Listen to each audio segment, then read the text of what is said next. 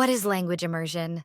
Language immersion is a powerful approach to teaching a second language where students learn the target language indirectly, not as a subject itself, but as the medium through which traditional school subjects and content are taught. The Cambridge English Dictionary defines immersion as 1. The fact of becoming completely involved in something. 2. The process of learning a language or skill by using nothing else but that language or skill. This approach is known by various names and labels, including content-based instruction, CBI, bilingual education, content and language integrated learning, CLIL, English as a medium of instruction, EMI, dual language approach. Despite the different terms, the core principle remains the same.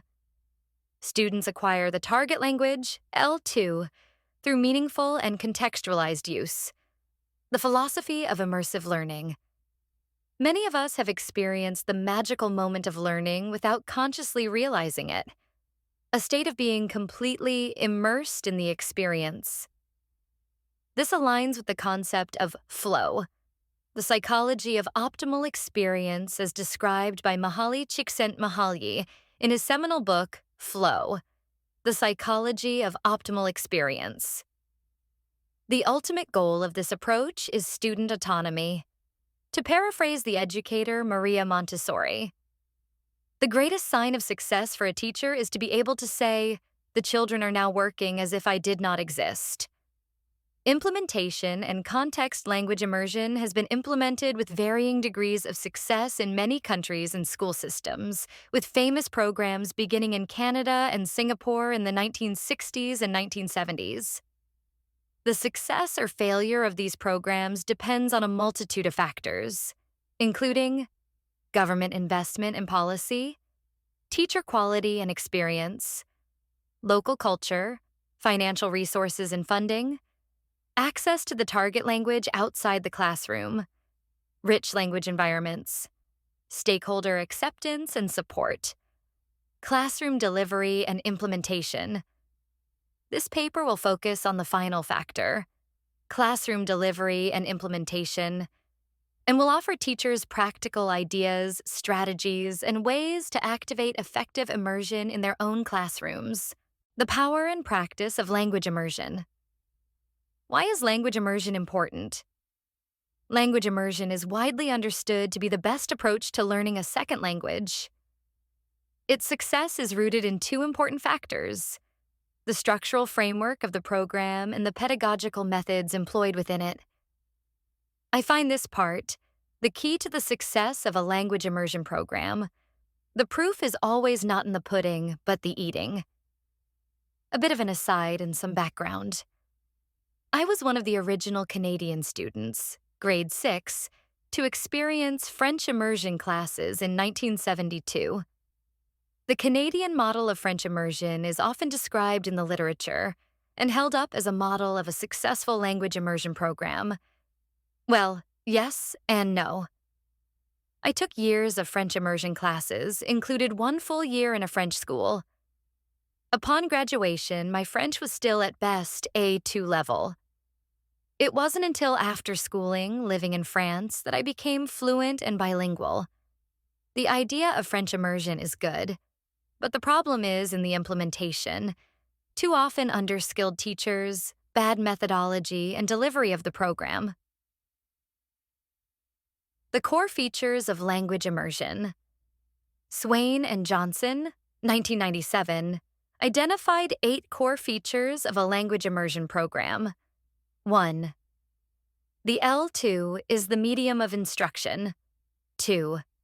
The immersion curriculum parallels the local L1 curriculum. 3. There is overt support for the L1. 4. The program aims for additive bilingualism. 5. Exposure to the L2 is largely confined to the classroom. 6. Students enter with similar and limited levels of L2 proficiency. 7. Teachers are bilingual. 8. The classroom culture is that of the local L1 community. These features are critical to the success of any language immersion program. There may be different entry points, but an early start, grades 1 to 3, is generally recommended. The additive nature of language immersion is fundamental. In this model, the target language builds on and works alongside the native language. This contrasts with subtractive bilingualism, which often occurs among immigrants who learn a new L2 in class but gradually lose proficiency in their mother tongue. The implementing language immersion. The how program design can vary, but all immersion teaching rests on the principle that the classroom experience should be implicit and natural, moving beyond traditional explicit instruction. Students are active participants, using the L2 for learning. While social language develops quickly, teachers must deliberately attend to and build academic language proficiency methods. Teaching methods in immersion classrooms should be student-centered and bottom-up. Effective approaches are inquiry-based, including question-based learning, problem-based learning, project-based learning, task-based learning. Through these methods, students learn together by investigating, sharing, and constructing knowledge using L2 materials. It is key to engage students through their own interests, giving them choice in how and what they learn. The learning in depth approach, Kiernan Egan, is viable here, allowing students to apply core concepts and vocabulary to a personal topic of passion. Blended learning is also essential. Self-directed online learning, either in class or at home, can be highly effective. The flipped classroom is one such model content knowledge. While a textbook often provides the syllabus, it is essential for teachers to extract the core concepts and vocabulary. Students must learn in the L2 ideally. Students should be involved in this process. For each unit, have students skim the content to identify key elements themselves before the teacher supplements the list. Instructional strategies for the immersion classroom teachers can use numerous strategies to support student comprehension and language acquisition. 1. Wait time. Pause after asking questions or giving instructions to allow students time to process the L2. 2. Comprehensible input. Adjust and filter your language to the student's level. Use level-appropriate reading materials. 3. Speaking speed. Slow down by pausing between thoughts and sentences, but avoid unnatural teacher talk. 4. Nonverbal communication. Use body language, especially facial expressions, to support understanding. 5. Writing. Support spoken language with written text on the board or on paper for student reference. 6. Student strategies. Teach students how to request clarification, use a dictionary, take notes, or seek help from a peer. 7. Visual support. Consistently provide images and diagrams to illustrate spoken content. 8. Comprehension checks. Check for understanding by having students repeat or summarize what was said, rather than just asking, "Do you understand?" 9.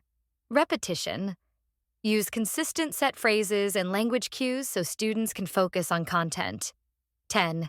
Affective factors. Maintain a positive, low-anxiety classroom. Encourage risk-taking, laugh at mistakes, and foster a collaborative environment where students help one another.